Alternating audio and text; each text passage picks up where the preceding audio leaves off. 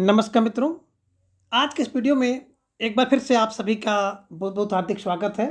हम आशा करते हैं कि आप सभी स्वस्थ होंगे, मस्त होंगे और पूरी तरह से अपनी तैयारी में व्यस्त होंगे।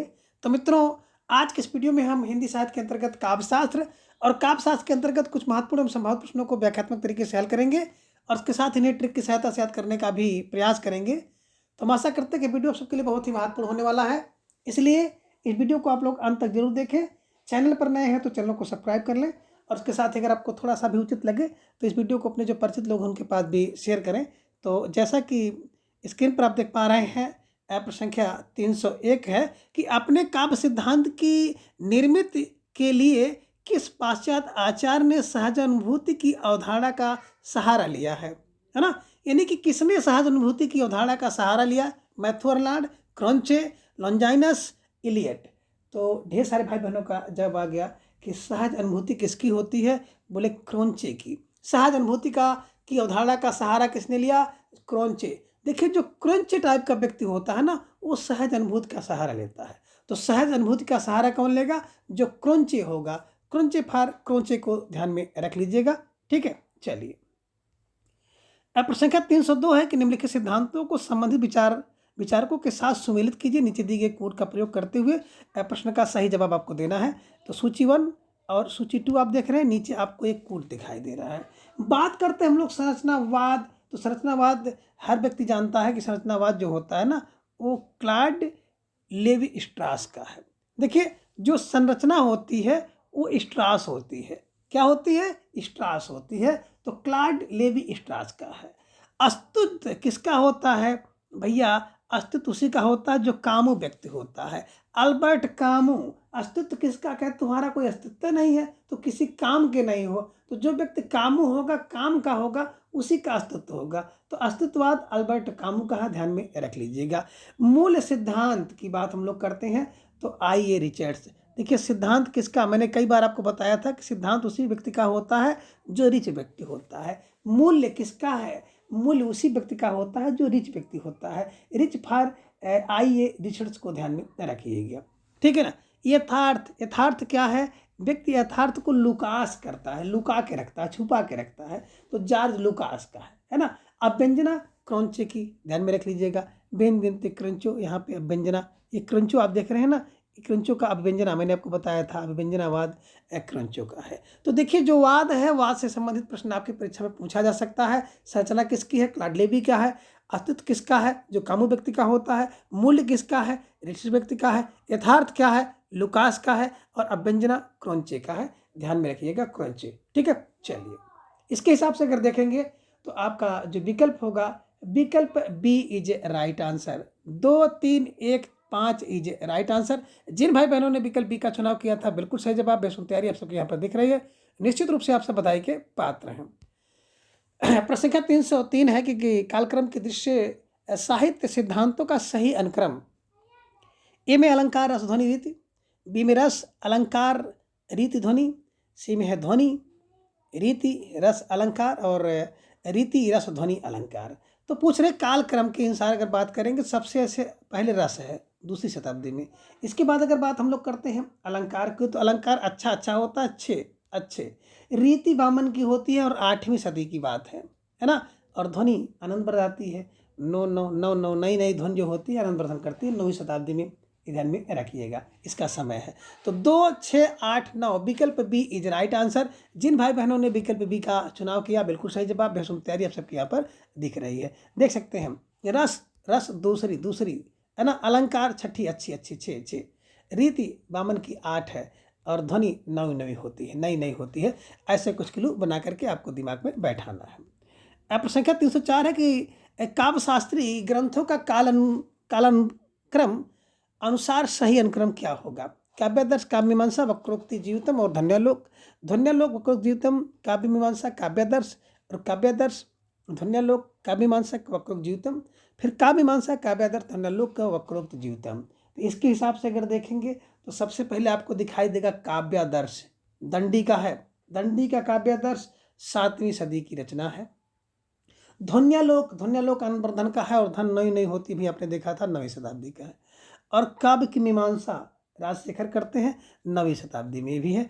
वक्रोग जीवितम है ना, कुंतक का है 10वीं शताब्दी में है। अगर किसी के ऊपर 10 कुंतल वजन रख दोगे भैया तो वक्र हो जाएगा, ऐसा कुछ ध्यान में रखिएगा, कुंतक का वक्रोक्ति है। तो विकल्प सी 9 आप देख रहे हैं 7, 9 और 10वीं शताब्दी इज राइट आंसर। विकल्प सी आपका सही जवाब है। यहाँ पे आप व्याख्या देख सकते हैं कि दंडी काव्य आदर्श 7वीं शताब्दी में, आनंद बर्धन का धन्यलोक 9वीं शताब्दी में, राजशेखर का काव्यमीमांसा 9वीं शताब्दी में और कुंतक का वक्रोक्ति जीवितम 10वीं शताब्दी में है।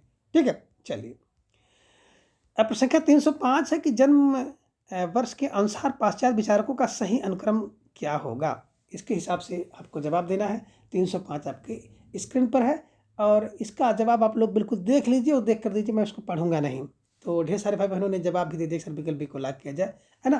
देखिए सैमुअल टेलर कॉलरिज 1772 ईस्वी में, मैथ्यू लार्ड 1822 ईस्वी में और ऑस्कर वाइल्ड 1856 में और आई.एस. रिचर्ड 1893 ईस्वी में। तो विकल्प बी सही जवाब था, जिसको ध्यान में आप लोग रख लीजिएगा। ठीक है, चलिए तो सैमुअल टेलर कॉलरिज 1772 में, मैथ्यू अर्नाल्ड 1822 में, ऑस्कर वाइल्ड 1856 में और आई.ए. रिचर्ड 1893 ईस्वी में। अब प्रश्न संख्या 306 है कि निम्नलिखित में से कौन से पश्चिमी विचारक 20वीं सदी में मौजूद नहीं थे। आई रिचर्ड्स, सैमुअल टेलर कॉलरिज, बेनेडिक्टो क्रंचे और सिगमंड फ्रायड। तो विकल्प बी आप सबका सही जवाब है, Samuel Taylor Coleridge is right answer. विकल्प बी को आप लोग लॉक कर लीजिए और इन्हें स्टार लगा करके दिमाग में छाप लीजिएगा। ठीक है, चलिए अब प्रश्न संख्या 307 है, कॉलरिज की काव्य संबंधी धारणा का प्रमुख आधार क्या है। सैचरवादी सिद्धांत, जैववादी सिद्धांत, यांत्रिकतावादी सिद्धांत या फिर आनंदवादी सिद्धांत। तो कॉलरिज से काव्य संबंधी धारणा क्या हो सकती है। जवाब आ गया कि जैववादी सिद्धांत इज राइट आंसर। विकल्प बी को आप लोग छाप लीजिएगा, है ना। सैमुअल टेलर कॉलरिज 1772 ईस्वी में काव्य संबंधी धारणा जैववादी सिद्धांत पर आधारित है और प्रमुख ग्रंथ है द फ्रेंड 1817 ईस्वी में और इट्स टू रिफ्लेक्शन 1825 में, चर्च एंड स्टेट 1833 में और कन्फेशंस ऑफ एन इनवायरिंग स्पिरिटा 1840 में। ध्यान में रख लीजिएगा। ठीक है, जयवाद। नीचे आप कुछ वाद देख रहे हैं और उस वाद के प्रवर्तक आप देख रहे हैं, है ना।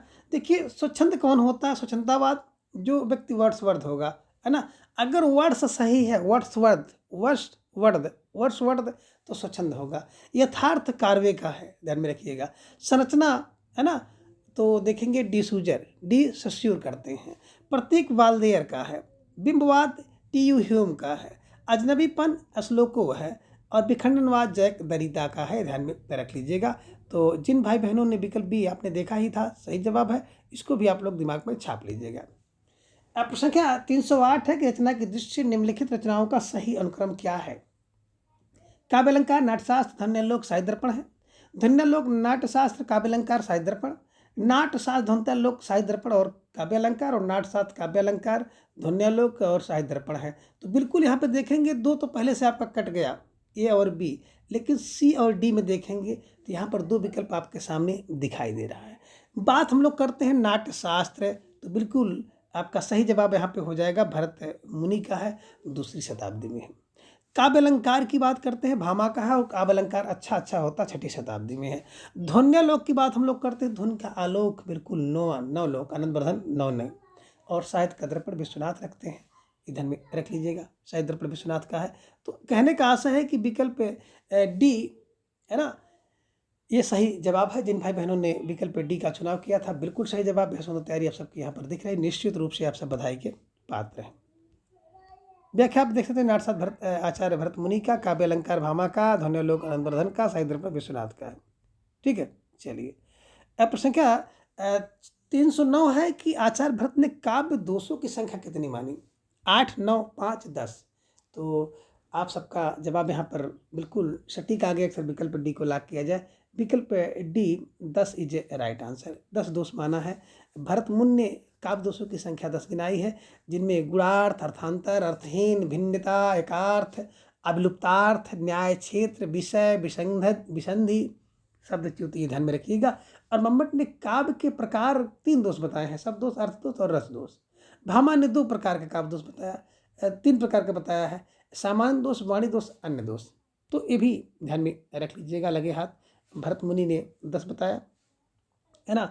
और भामा ने 3 बताया, सामान्य दोष, माड़ी दोष, अन्य। मम्मट ने भी 3 बताया, शब्द, अर्थ और रस दोष। ठीक है, चलिए प्रश्न संख्या 310 है कि आनंदवर्धन ने किसे ध्वनि की आत्मा माना है? वस्तु ध्वनि को, अलंकार ध्वनि को, रस ध्वनि को या गुण चित्त ध्वनि को? तो बिल्कुल जो आनंदवर्धन है ना, वो रस ध्वनि को बिल्कुल आत्मा मानते हैं। रस ध्वनि विकल्प सी इज राइट आंसर, है ना। आनंदवर्धन ने रस ध्वनि को ध्वनि की आत्मा माना है। और आनंदवर्धन 9वीं शताब्दी का जो उत्तरार्ध ध्वनि संप्रदाय का प्रवर्तक माना जाता है। इन्होंने ध्वन्यालोक नामक ग्रंथ की रचना की और ध्वनि को इन्होंने काव्य की आत्मा माना है। कुछ अन्य जो ध्यातव्य चीज़ें हैं इसे आप नीचे देख लीजिएगा। संप्रदाय, यहाँ से प्रश्न आपकी परीक्षा में बन सकता है। अलंकार मैंने आपको बताया था मामा करते हैं, अच्छे अच्छे करते हैं 6ठी शताब्दी में। रीति बामन की है, रीति किसकी है? बामन की है, और 8वीं, है ना। रस भरत मुनि का है, रस दूसरी शताब्दी का है। औचित्य क्षेमेंद्र की है, ध्यान में रख लीजिएगा, 11वीं शताब्दी की आसपास की है ना। औचित्य क्या है कि क्षमा कर दीजिए, औचित्य विचार क्षमा, क्षेमेंद्र का है। तो ऐसे क्लू बना लीजिएगा और उसको दिमाग में छाप लीजिएगा। अलंकार मामा करते भामा, रीति वामन की, रस भरत मुनि, औचित्य क्षेमेंद्र का। प्रश्न संख्या 311 के रस की प्रस्तुति के लिए तदनुरूपतानुसंधान शब्द का प्रयोग किस आचार्य ने किया? अभिनव गुप्त ने, शंकुक ने, भट्ट लोलट ने, भट्ट नायक ने? तो बिल्कुल जो रस की प्रस्तुत का तद्रूपता अनुसंधान शब्द का प्रयोग जो है सबसे पहले भट्ट लोलट ने किया था। उत्पत्ति के समय लुल लुल होता है लुल्लट का, ध्यान में रख लीजिएगा, है ना। और ढेर सारे जो सिद्धांत आप यहाँ पे देख सकते हैं सूत्र के व्याख्याकार का, ये देख सकते हो। उत्पत्ति के समय मैंने आपको बताया था लुल लुल होता है लुल्लट का है।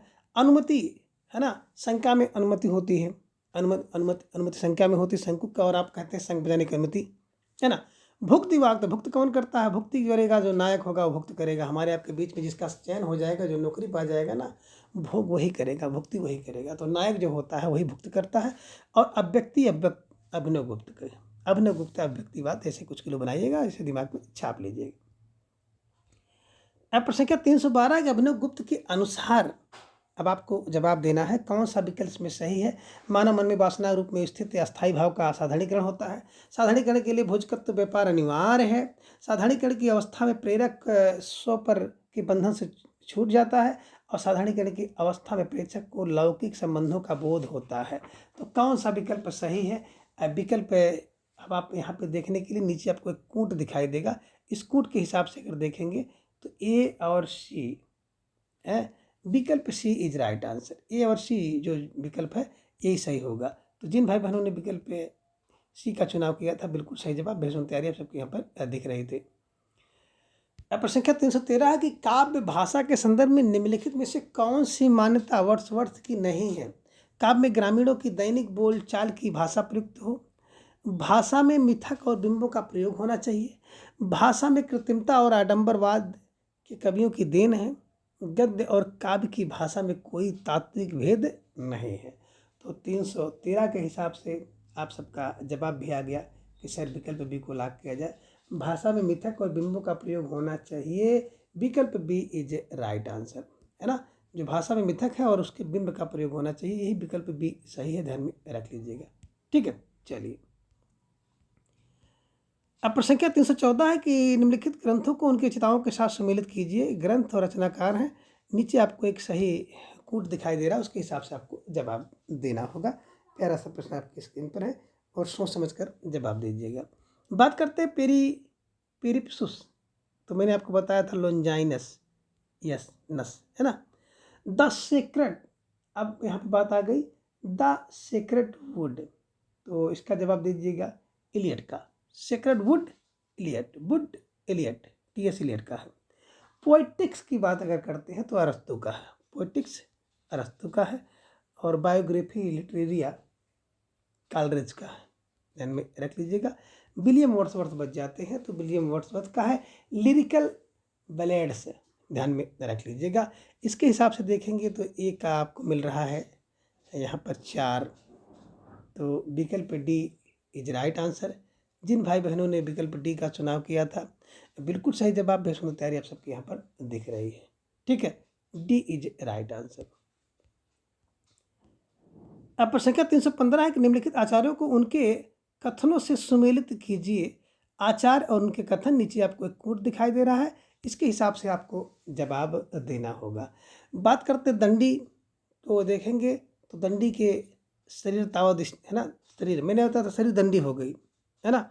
भामा की बात करते, भामा आपको बताते से शब्दार्थों सहित तो काव्य भामा का है। बामन कौन होता है? काव्य शोभा का करतारा। और धर्मगुण किसका? धर्मगुण किसका है? बोले बामन का है। तो धर्मगुण का करतारो बिल्कुल बामन है ना। और क्षेमंदर का अनुचित है, अनुचित दाते नान्यमम रस रस कारणम। तो इसके हिसाब से देखेंगे तो ए का 2, बी का 4, ए का 2, बी का 4, विकल्प डी इज राइट आंसर है ना। तो डी आपने सही देखा, जिन भाई बहनों ने विकल्प डी का चुनाव किया था बिल्कुल सही जवाब। बेसुन तैयारी सबके यहाँ पर देख रहे हैं। दंडी हो जाती है शरीर, भामा शब्दार्थों है, मामन काव्य शोभा कौन करता है? बामन करता है, क्षेमेंद्र अनुचित है, ध्यान में रखिएगा। प्रश्न संख्या 316 है कि रीत संप्रदाय के प्रवर्तक किसे माना जाता है? बामन को माना जाता है, उद्भट को माना जाता है, अभिनवगुप्त को माना जाता है, फिर दंडी को माना जाता है। तो रीति बामन की है। रकुल रीत सदा चली आई, जह प्राण जाई पर वचन न जाई। तो बामन की रीति है, ध्यान में रख लीजिएगा। ठीक है, चलिए यहाँ पे आप देख रहे हैं कि रस संप्रदाय के भरतमुनि 2री शताब्दी, अलंकार भामा की 6ठी शताब्दी में, रीत संप्रदाय बामन की 8वीं शताब्दी में, वक्रोक्ति कुंतक का 10वीं शताब्दी में, क्षेमेंद्र का है अनवर्धन 9वीं शताब्दी में, और औचित्य संप्रदाय क्षेमेंद्र का है 11वीं शताब्दी में, ध्यान में रखना होगा। प्रश्न संख्या 317 ग्रामत्व दोष कहा जाता है जहाँ लोक या शास्त्रीय वर्णन हो, जहाँ आलोक प्रचलित शास्त्रीय परिभाषा शब्द का प्रयोग हो, जहाँ अर्थ की प्रतीति में कष्ट हो, जहाँ ग्रामीण बोलचाल के शब्दों का शिष्ट भाषा में प्रयोग हो। तो 317 का विकल्प यही है, विकल्प डी इज राइट आंसर है ना। ग्रामत्व दोष का मतलब होता है ग्रामीण शब्दों का, ग्रामीण बोलचाल के शब्दों का शिष्ट साहित्य प्रयोग किया जाना जो है दोष हो जाता है, ध्यान में रख लीजिएगा। ठीक है, चलिए प्रश्न संख्या 318 है कि व्यंजना से प्रतीत होने वाले अर्थ को कहते हैं प्रकरणार्थ, वाक्यार्थ, बोधार्थ या फिर व्यंग्यार्थ। तो व्यंजना से प्रतीत होने वाले अर्थ को व्यंग्यार्थ कहते हैं। व्यंग्यार्थ विकल्प डी इज राइट आंसर। ठीक है, चलिए प्रश्न संख्या 319 है कि निम्नलिखित काव्य पंक्तियों में निहित रस की पहचान कीजिए। प्रच्छन्न रोग है, प्रकट भोग है, संयोग मात्र भावी वियोग है, हाँ लोभ मोह में लीन लोग भूले हैं अपना अपरिणाम, ओ क्षणभंगुर भव राम राम, शांत रस, श्रृंगार रस, करुण रस या फिर भक्ति रस। तो 319 के हिसाब से जवाब आगे अक्सर विकल्प को लॉक किया जाए। विकल्प ये शांत रस इज राइट आंसर है ना। प्रच्छन्न रोग और प्रकट भोग में शांत रस है, ध्यान में रख लीजिएगा। और शांत रस का स्थायी भाव निर्वेद या सम होता है, ये भी ध्यान में रख लीजिएगा। प्रश्न संख्या 320 है कि अलंकार सिद्धांत के प्रवर्तक थे दंडी, भामा, उद्भट, राजशेखर। तो अलंकार कौन करता है? मामा करते हैं, और अच्छा करते हैं 6ठी शताब्दी में है। अलंकार के प्रवर्तक जो है भामा है, ध्यान में रख लीजिएगा। प्रश्न संख्या 321 से काव्य के विशिष्ट तत्व के रूप में ध्वनि शब्द का सर्वप्रथम किसने किया? अब ध्वनि शब्द का प्रयोग सर्वप्रथम किसने किया? भामा ने किया, दंडी ने किया, अनवर्धन ने किया, कुंतक ने किया। तो ध्वनि देखिए क्या करती है? आनंद को बढ़ाती है। ध्वनि क्या करती है? आनंद को बढ़ाती है, आनंद वर्धन होती है।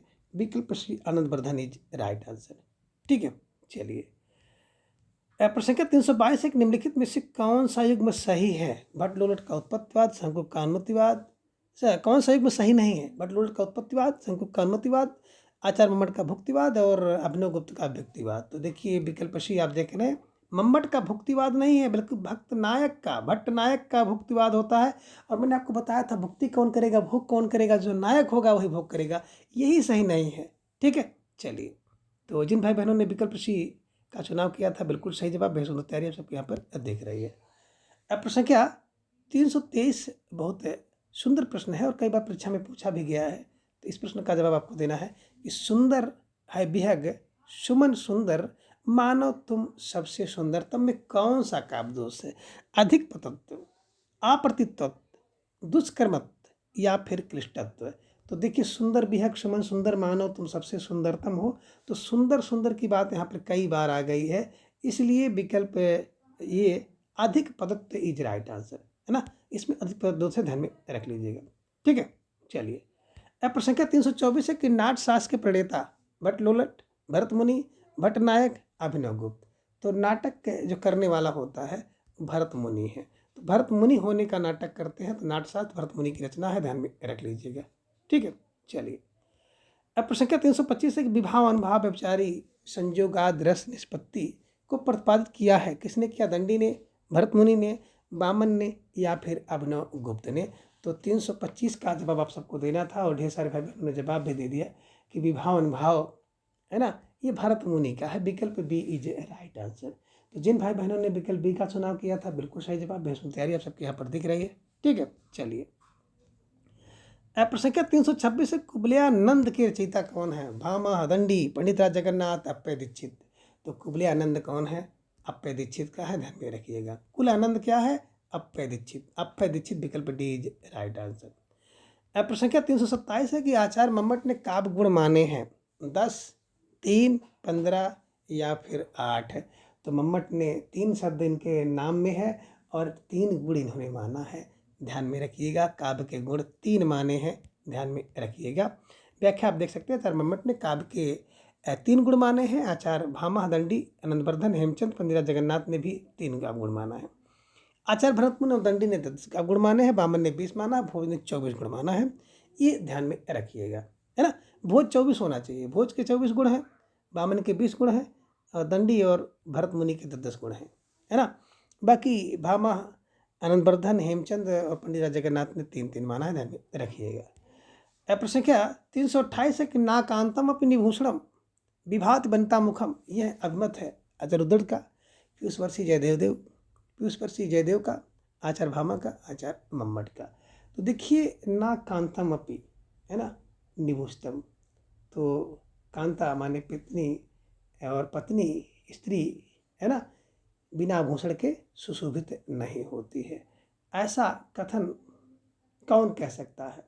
अब आपके हिसाब से इसका जवाब आना चाहिए, और जवाब भी आ गया। देखो, बिना अलंकार के सुशोभित नहीं होगा बनता का मुख। तो विकल्प सी अलंकार, भामा का अलंकार है। तो बस कर लीजिएगा, ना कांतम अब निभूषतम भामा, ना कांतम अब भामा ध्यान में रख लीजिएगा। भामा माने मामा। प्रश्न संख्या 329 है कि सही युग में है वैदर्भी रीत, माधुर्य गुण, गौड़ी माधुर्य, पांचाली, ओज और गौड़ी प्रसाद। तो सही युग में ही देख रहे हैं वैदर्भी रीति जो है, इसके हिसाब से देखेंगे तो माधुर्य गुण होगा। माधुर्य गुण विकल्प ए इज राइट आंसर। गौड़ी से ओज होता है, पांचाली से प्रसाद होता है, गौड़ी से ओज होगा। तो ये एक सही केवल यही विकल्प ए है। तो जिन भाई बहनों ने विकल्प ए का चुनाव किया, है ना, बिल्कुल सही जवाब। अब प्रश्न संख्या 330 है कि निरख सखी एक खंजन आए, फेरे उन मेरे रंजन ने नए निधर मन भाए। इन पंक्तियों में कौन सा गुण है? ओज गुण, माधुर्य गुण, प्रसाद गुण, इनमें से कोई नहीं। तो ढेर सारे भाई बहनों का जवाब आगे सर विकल्प भी को लाग किया जाए। निरख सखी खंजन आए, तो माधुर गुण है। क्या है? माधुर गुण, विकल्प बी इज राइट आंसर। अब प्रश्न संख्या 331 है कि काव्य का वह गुण जो चित्त में तेज और स्फूर्ति का संचार करता है, कौन सा गुण कहलाता है? ओज गुण, माधुर्य गुण, प्रसाद गुण, या इनमें से कोई नहीं। तो काव्य का वह गुण जो चित्त में तेज और स्फूर्ति दे, वो विकल्प ये होता है, ओज गुण होता है। ओज गुण इज राइट आंसर। ठीक है, चलिए।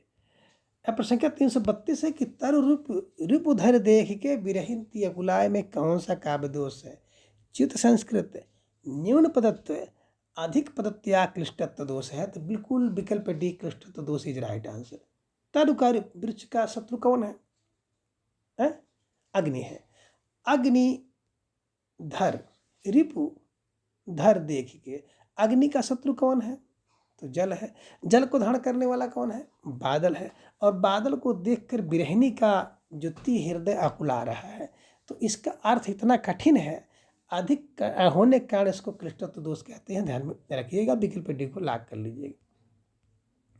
अब प्रश्न का 333 दंडी के काव्य शास्त्रीय ग्रंथ का नाम? प्रतिदर्श, काव्यशास्त्र, काव्यादर्श या भाषादर्श? तो काव्यदर्श, दंडी का काव्यदर्श है, विकल्प सी इज राइट आंसर। अब प्रश्न संख्या 334 है कि दृश्य काव्य की विधा, नाटक, निबंध, उपन्यास, गीत, काव्य। तो देखते किसको है? नाटक को देखते हैं, इसलिए दृश्य काव्य कौन है? नाटक है, विकल्प ये। ठीक। अनुभावों के कितने भेद होते हैं? अनुभाव के भेद 2, 3, 4, 6। तो 2 होता है, ये ध्यान में आप रख लीजिएगा। प्रश्न संख्या 335 का विकल्प ये 2 इज राइट आंसर, जिनमें एक कायिक दूसरा सात्विक होता है, ध्यान में रखिएगा। अब प्रश्न संख्या 336 है कि भरत मुनि ने रससूत्र का विवेचन अपने किस ग्रंथ में किया? नाट दर्पण, नाट शास्त्र, हृदय दर्पण, उपयुक्त में से कोई नहीं। तो भरत मुनि का नाट्य शास्त्र था, नाट दर्पण नहीं है, ध्यान में रखिएगा। भटकाने के लिए इस प्रकार के प्रश्न आपकी परीक्षा में देखने को मिलते हैं। अब प्रश्न संख्या 337 है कि निम्न में से कौन किसके लिए प्रसिद्ध नहीं है? उपमा के लिए कालिदास से, करुण के लिए भवभूति, अलंकार के लिए भामा, वक्रोक्त के लिए छेमंतर। तो अब कह रहे हैं कौन किसके लिए? बिल्कुल सही जवाब आपका आ गया कि वक्रोक्त के लिए कुंतक प्रसिद्ध है, छेमंत्र तो औचित्य विचार चर्चा के लिए प्रसिद्ध है। और ध्यान में रखिएगा, तो जिन भाई बहनों ने विकल्प डी का चुनाव किया था बिल्कुल सही जवाब है ना। ये सुंदर तैयारी आप सबके यहाँ पर दिख रही है। अब प्रश्न संख्या 338 है कि भरत मुनि के रस सूत्र की व्याख्याता भट्टनायक के सिद्धांत का नाम? अनुमतिवाद, उत्पत्तिवाद, भुक्तिवाद या व्यक्तिवाद? तो मैंने आपको बताया था कि जो नायक होता है वही भुक्ति करेगा, वही भोग करेगा, भुक्तिवाद राइट है। अनुमति होती है शंकुक, शंका में अनुमान होता है शंकुक की। उत्पत्ति के समय लुल करते हैं, लोलट का है। अब व्यक्तिवाद अभिनवगुप्त का है। ठीक है, चलिए। वाद से संबंधित प्रश्न तो आपकी परीक्षा में एक पूछा जा सकता है, ये ध्यान में रखिएगा। और सबके दर्शन देखिए, भुक्त या भोगवाद नायक का होता है, तो सखा भोग करता है, नायक होता है, ध्यान में रखिएगा। अनुमतिवाद शंकुक, शंका होती है, अनुमान होता है, तो अनुमान होगा तो न्याय होगा कि नहीं न्याय होगा, है ना।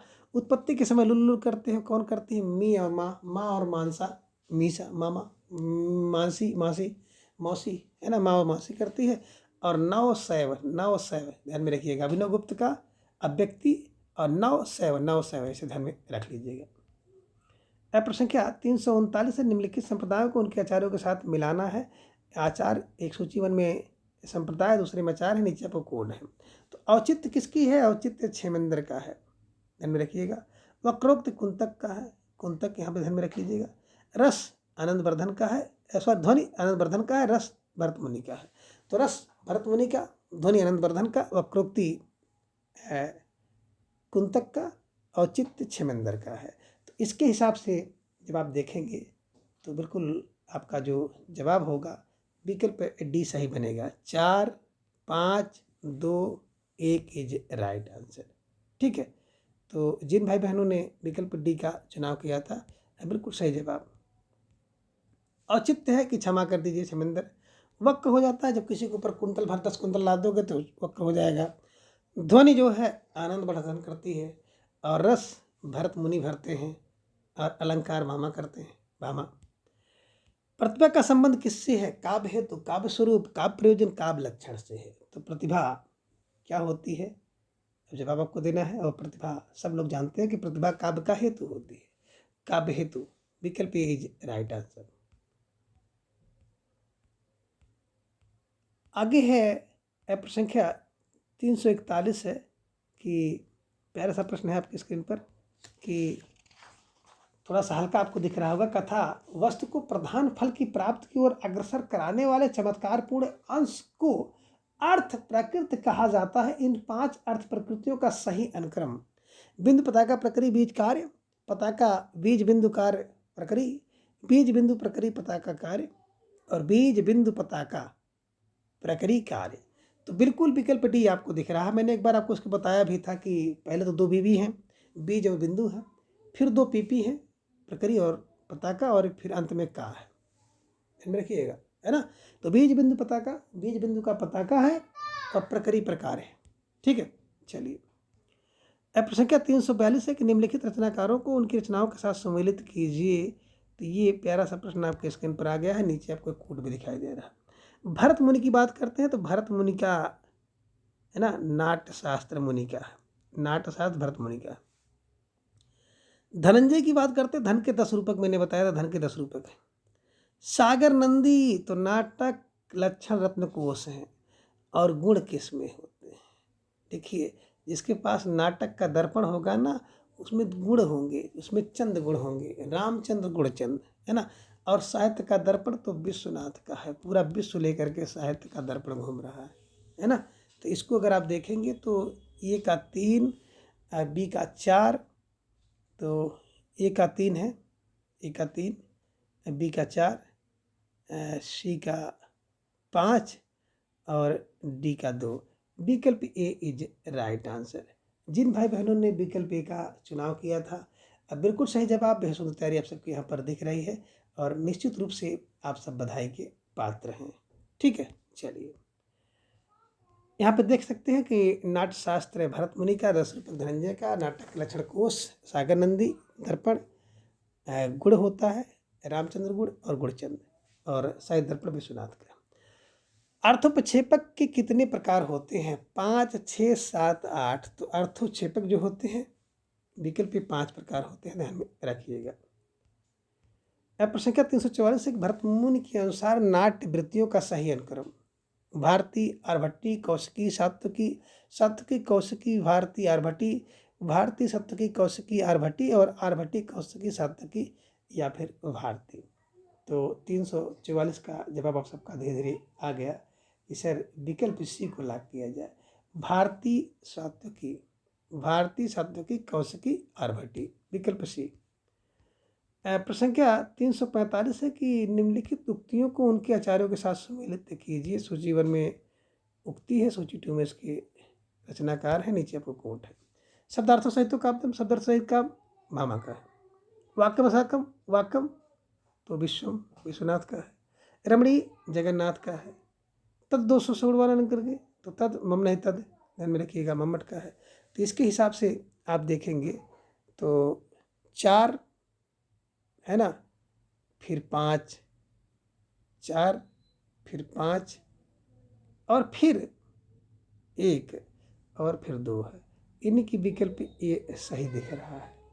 तो जिन भाई बहनों ने विकल्प ए का चुनाव किया था, बिल्कुल सही जवाब, बेहद सुंदर तैयारी आप सबके यहाँ पर दिख रही है। ठीक है, चलिए यहाँ पे देख सकते हैं कि शब्दार्थों सहित तो काव्य मामा का है। वाक्यम विश्वम, रमणी जगन्नाथ है। मम नहीं तद 200, शब्दार्थों कौन तक का है, ध्यान में रखिएगा। प्रश्न संख्या 346 है कि लिखन बैठ जाकी सभी गति गहि गर्भ गुरूर, भय न केते जगत के चतुर चितीरे कुर। इस दोहे में सभी शब्द का अर्थ है चित्र नायिका के समान, काल्पनिक चित्र, आदर्श चित्र, मनोनुकूल चित्र। तो 346 के अनुसार है ना, चित्र नायिका के समान है, विकल्प ए इज राइट आंसर। प्रश्न संख्या 347 है काव्य शोभा करतारो धर्म गुणा, यह किस आचार्य की उक्ति है? मम्मट की, वामन की, आनंद वर्धन की, विश्वनाथ की। तो काव्य शोभा का करतारो धर्म गुण है ना, और मैंने आपको बताया था काव्य शोभा का करतारा कौन होता है, वामन होता है। अभी आपको बताया था वामन, काव्य शोभा का करतारो वामन है, धर्म गुणा किसका है, वामन का है। वामन फर वामन को ध्यान में रखिएगा। काव्य शोभा का करतारो वामन है। सुख दुख एक तो रस है, सुख दुख एक रस है, विश्व में है। तब 200 मम नहीं तब 200, सा हृदय हृदय आनंद बढ़ाता है, आनंद वर्धन का है। और प्रश्न संख्या 348 है निम्नलिखित में से किस आचार्य ने अलंकार को काव्य की आत्मा मानकर रस का महत्व गौण कर दिया? भामह ने, वामन ने, विश्वनाथ ने, आनंद वर्धन ने। तो 348 का जवाब आ गया, विकल्प ए को लॉक किया जाए, विकल्प ए भामा इज राइट आंसर। ठीक है, चलिए प्रश्न संख्या 349 जब वक्रोक्ति वक्ता की कंठ ध्वनि पर आश्रित होती है तब उसे क्या कहा जाता है? समभंग श्लेष वक्रोक्ति, अभंग श्लेष वक्रोक्ति, काक वक्रोक्ति, प्रहेलिका।